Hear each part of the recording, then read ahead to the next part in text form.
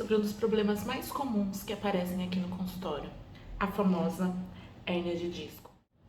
Primeiro, eu vou explicar para vocês o que é esse disco e depois eu explico um pouco melhor o que é a hérnia e o porquê ela se forma. Vamos lá? Vou tentar desenhar um pouco para vocês. Aqui nós temos os ossos da coluna, as vértebras. Dentro deles, entre eles, há o disco intervertebral. É como se fosse um coxim, um ponto de apoio para evitar que um osso entre em contato com o outro, evitando o desgaste desses ossos. Dentro desse disco há um núcleo, que é uma substância cartilaginosa que vai absorver as pressões que esses ossos recebem. Então, toda a pressão que chega na nossa coluna, nos ossos da nossa coluna, é absorvida por esse núcleo. Então, esse disco vai proteger um osso do outro. Ele não vai permitir que os ossos tenham contato direto.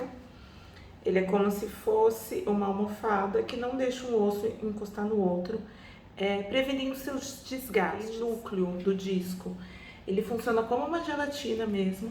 Então, na hora que a nossa coluna sofre algum impacto, sofre muita pressão, ele vai absorver aquela pressão, não deixando que toda a pressão passe de um osso para outro, protegendo então as nossas vértebras. Quando a sobrecarga na coluna por impacto ou muito peso, esse disco recebe muita pressão e muito impacto. O núcleo fica muito sobrecarregado, recebe toda a pressão e isso faz com que ele vá se deslocando cada vez mais para os lados e acaba rompendo essas fibras do disco.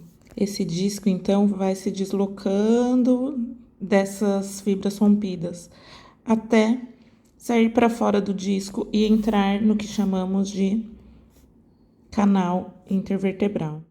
Esse canal intervertebral, essa partezinha amarela, é por onde saem os nervos, onde está localizada a nossa medula e da onde saem os nervos.